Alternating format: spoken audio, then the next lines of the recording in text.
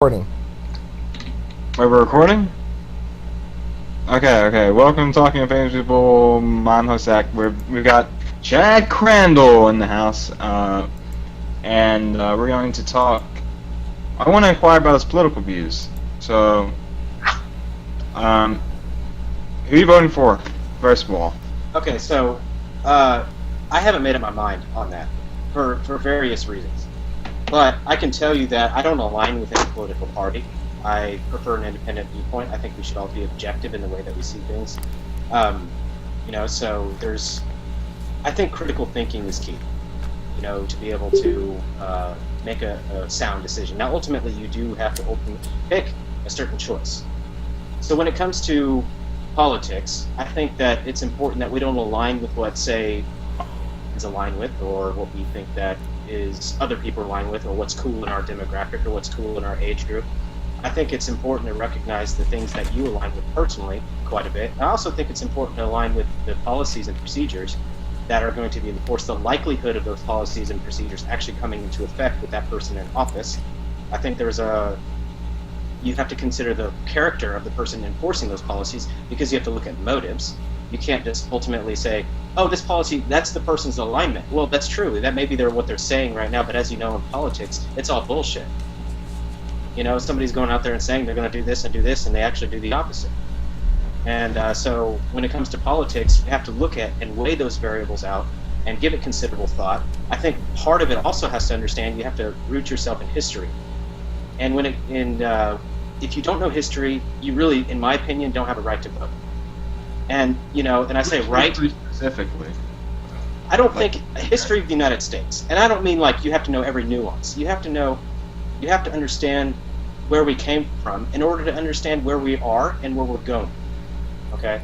Because granted, you hear this slogan, "Make America Great Again." When was America great, quote unquote?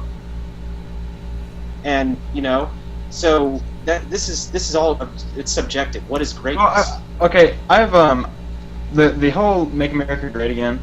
I think it's a brilliant slogan, because if you've noticed around like a lot, especially, so I live in Eastern Kentucky, and like my parents are kind of they're older, but I've noticed a lot of the older generation kind of has this they have this sense of like, oh, when I was young, like that's when the world was great. I mean, that's when America was great. And I think a lot of that is centered around that. So my view, "Make America Great Again" slogan, I think it's sort of pandering to that sort of it's almost like the American dream type of shit, where it's like. Sorry, I didn't mean to interrupt. From a marketing standpoint, it's brilliant. Okay, it's brilliant. As a business person and a marketer, I think it's brilliant. But again, when it comes to actually what it symbolizes, it's like, what does it actually mean? Yeah, exactly. Yeah, it's what like, are we talking about? Like, what are we really talking about? At what point was America great? And I'm not saying it wasn't. I think America is a great country. Even now, it's still a great country.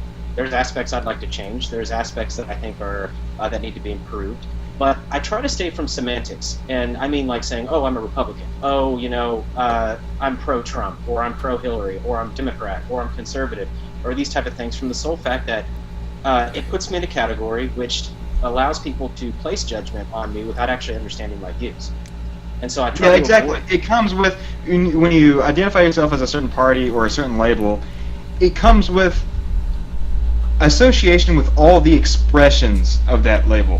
So there may be certain principles a label like Democrat or Republican may come with, certain principles that animate particular expressions of those parties in a certain time. But if you identify yourself as a party, you're identifying all those expressions with yourself. And I think that can lead, like you said, kind of sort of like a it's too in the mud, right? It needs to be clear. There needs to be more clarification, and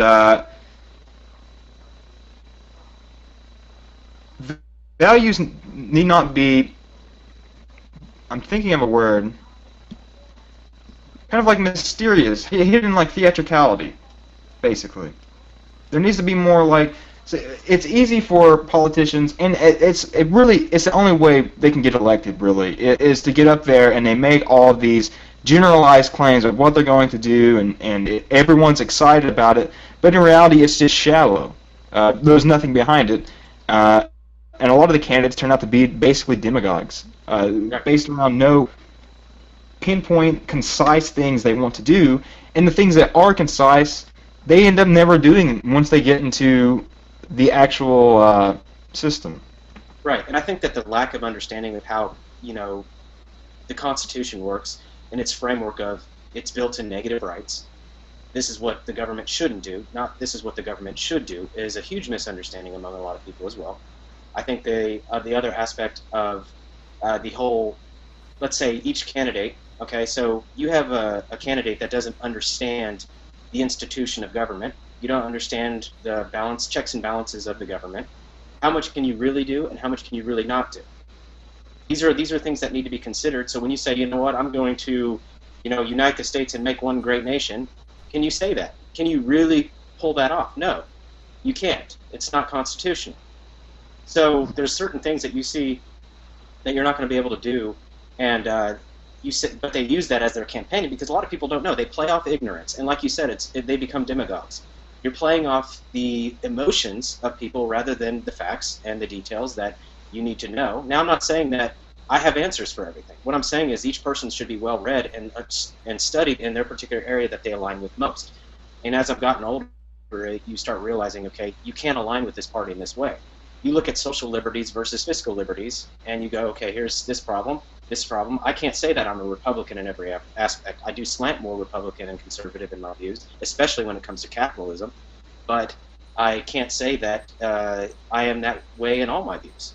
And there's certain things that we understand that, that we don't understand. And that's where I think the biggest problem is. Granted that people should have a right to vote, I think it's an obligation for people to know what the hell they're voting for instead of just checking down a straight list. Republican, Republican, Republican, like you don't know what you're picking. You need to understand what you're casting your vote for, because you have different views and you have to understand what you're voting for. Don't do it blindly because somebody's black, white, woman, male. All that doesn't matter. That's bullshit. Is it going to really play out? Does this person have the character to back up what they say they're going to do?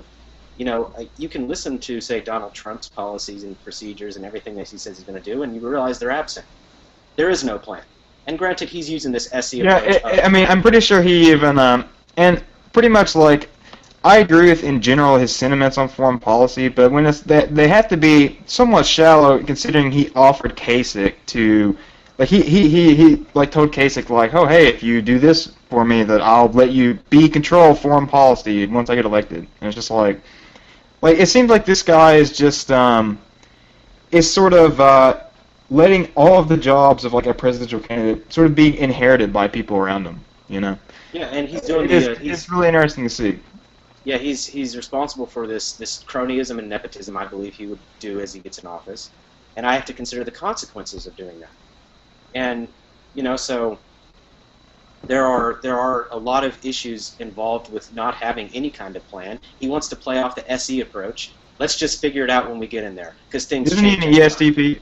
I believe so, but I don't know. So I think he's playing off his dominant function if he is in the ESTP. I assume he is, but he's using this SE approach. We're going to do this as we get in there. Well, things change, and I'm ready to embrace the moment. You got to make decisions rapidly in all this case. When it comes to the decisions that affect almost 400 million people, you need to put some thought into it. And that's where my mindset is, like, you need to put some thought into it. And I'm not saying, he's not the person I'm not going to vote for, because, again, you have to weigh pros and cons based on what your personal values are and what you believe is effective. And I look at it in a manner in which like I said, I slant Republican, I slant conservative, and there's no way in hell Hillary's going to get my vote. So naturally, you can say, "Oh yeah, I'm going to vote for Trump," but I have to make a decision: is this who I am? Does this align with who I am as a person? Can I get away and say that I did that and I casted my vote? And for me, as this other person may say, this other person I think on here said, so they said something that I wanted to respond to up here. Oh yeah, shit for votes, they don't do anything. It's not about what the vote does, because I am one person. My vote really, in the grand scheme of things, doesn't ultimately matter, but it's about being able to contribute to something greater than yourself, even if it's one vote or one thing. And it's the same thing. Why should I help you because you're just one person? You're not going to impact the future. To me, that is a very limited mindset. And so, yes, it may not, consider the political corruption. We gotta get behind the bullshit policies that are out there. And one thing that Bernie Sanders stood for was get around the bullshit, And I liked that part about his particular. I didn't like any of his policies, but I liked that particular aspect of what he was going after. He would have never gotten my vote because of his policies, but I admire characters. I don't like mudslinging. I don't like looking at particular candidates and saying, "Oh, this person." I think it's childish. I think it's immature. I think it's the Republican debates were such a shit show. Like, it was so ridiculous. Like, it was completely ridiculous. Like, I'm pretty sure, like, Trump. I mean, all these arguments about, like, I think was it Carson that he commented on the hands thing? Who was the hands thing? I think wasn't it Rubio? Was it Rubio? I think it was Rubio. It was so funny though. I'm trying to think of some other like really funny examples. Low energy. I think he called Carson low energy. That might have been the thing. Yeah, he did. Yeah, it's just like, what does that even fucking mean? It's just like, it's so funny. But it's kind of what people rally behind when they see that, because they're just like, there are millions of Americans tuning into these debates, and they're watching this stuff, and it's like, that's something.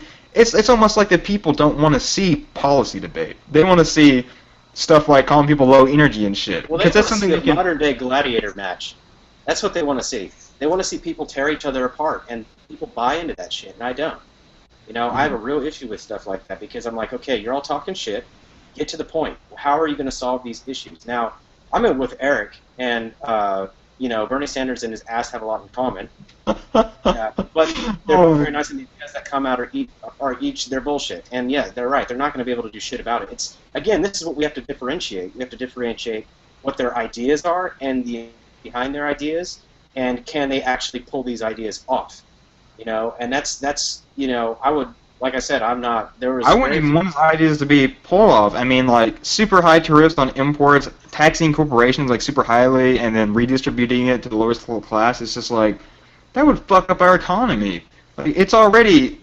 Well, I don't know. I don't want to make any claims like that, because I really am not. I'm no economist. But it's like, I just don't see how that is any efficient proposed solution to the economy. I mean, pretty much every economist generally agree that limiting free trade is just completely destructive for the economy, and that's something that Trump's for too, is putting trade barriers up and things like that, which I think is a downside of him. But I mean, if you look at like protectionism in its essence, I mean, it's kind of like what the Soviet Union is like when they came out of like the Cold War or whatever, and they were way behind us in like their cars were like way behind in years and hours, and like all of this shit because they have protectionist policies, and it's something it's something to take into account. Well, I'm in agreement with you, but I also look at Trump, and I know what Trump is. He's a marketer.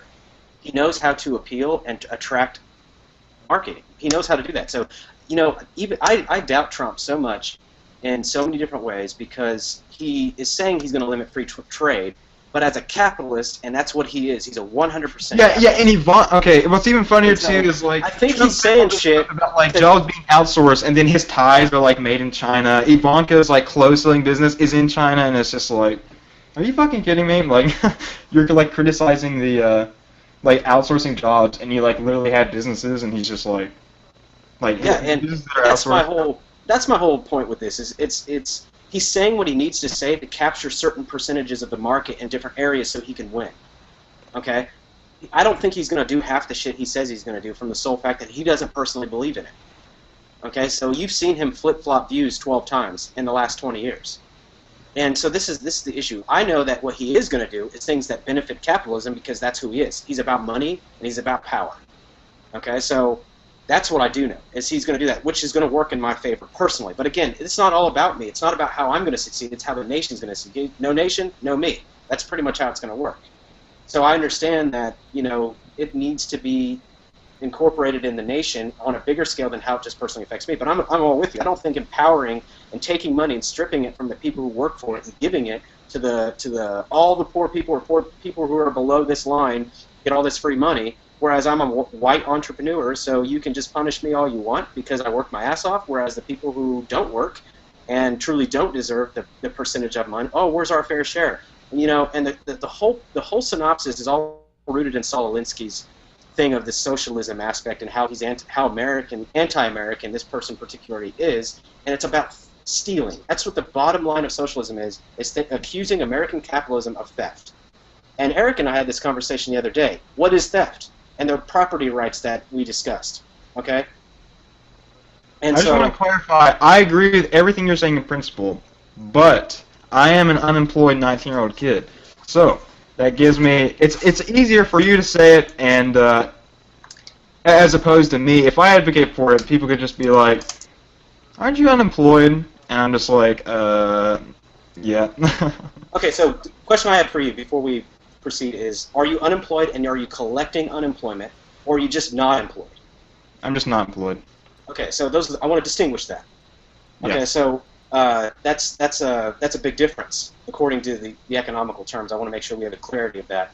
So Eric's right. You own a business. It's not, obviously, it's probably not generating a lot of revenue. I don't know, 700 subscribers or whatever yet, but it has the potential to grow.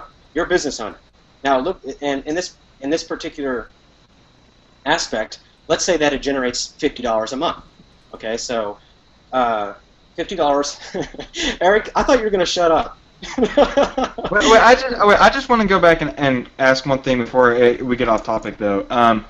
You said this idea of like a nation, and then before you said like even though your vote doesn't count on an individual level, it counts on like a national level and like a group level, being in this like ontological like position where you are part of a nation.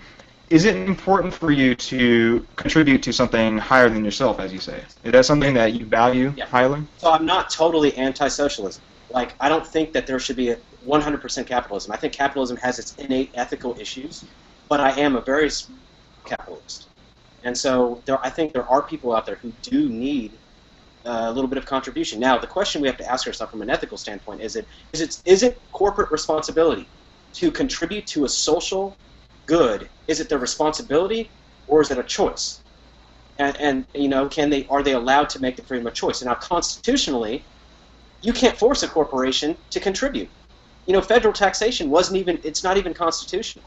Because again, the Constitution was written in negative rights. Federal taxation is bullshit. Yeah, but doesn't there need to be taxation to fund certain programs, such as like environmental? Right, and this is where we have to look at alternative revenue. Federal taxation didn't even exist in the 1800s. Okay, so that's President said. Thanks, Eric.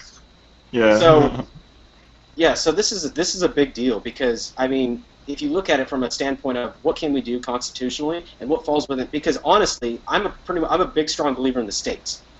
There's a reason why the states were created, and power should be vested in the states. They're called the reserved powers for states. That's constitutional.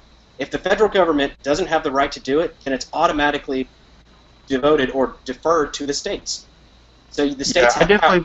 I definitely agree with that. Like, I just don't think there are certain decisions that should be made on a federal level, especially regarding even a welfare program. Like, that should definitely be something, if it's even going to exist, it needs to exist at a state-ran level, because environments are different, in different areas.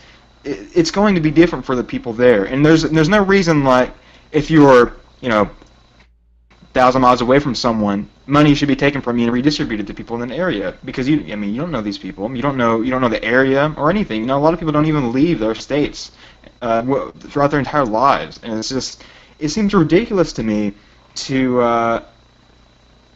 run federal level ideas like this that compromise on state sovereignty.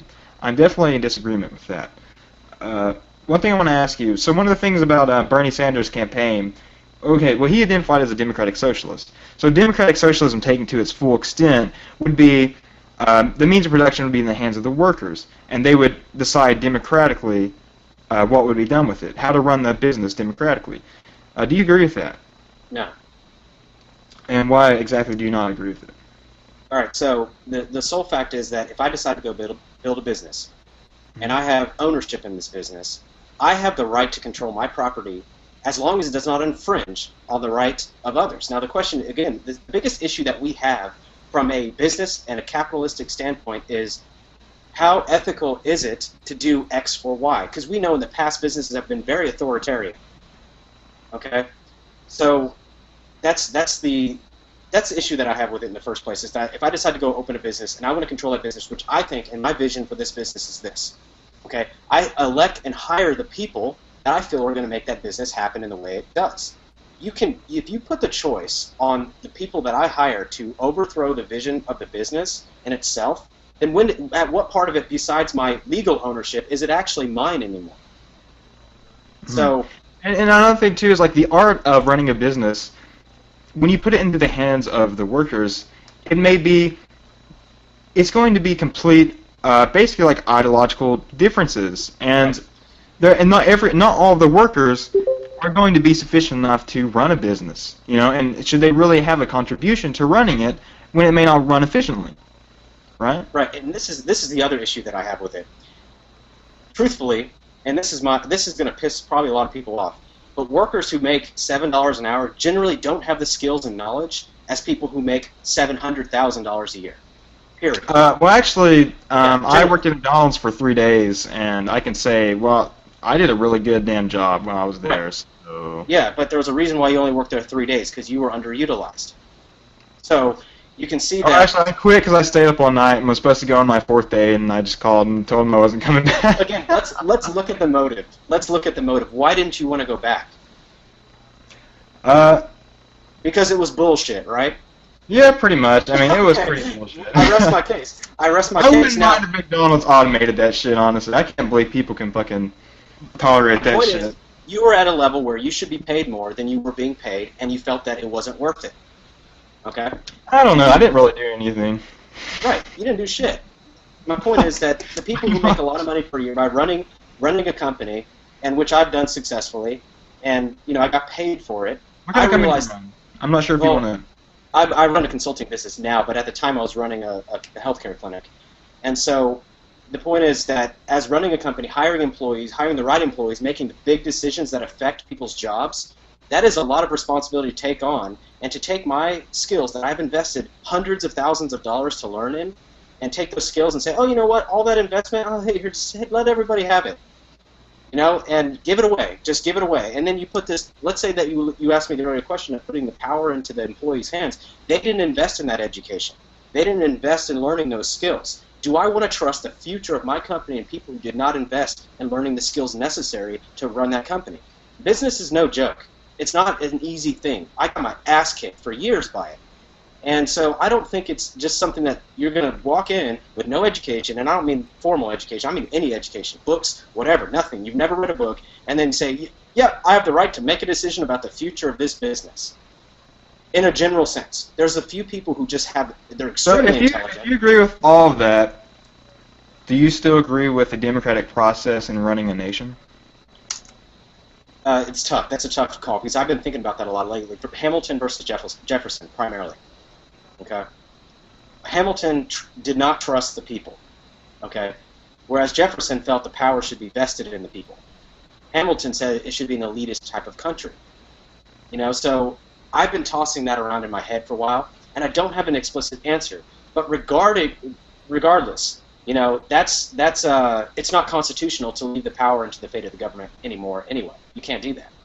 And so it's kind of an irrelevant point to even. And plus, government in our modern age has expanded way beyond its original purpose, obviously from the Constitution, and it no longer exists as a monopolized force on the intellectual state called the political. It has expanded into this giant tyranny of managing the lives of all of its citizens within the nation. Yeah. It's expanded way beyond its original purpose.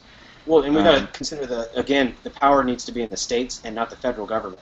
That decentralizes the power. It needs to be decentralized, for sure, yeah. I think the states should definitely have more sovereign power than they do currently. Eric says we need to shut up. More videos, not longer. Yeah, I'm not sure if he wants to end it here or what, but...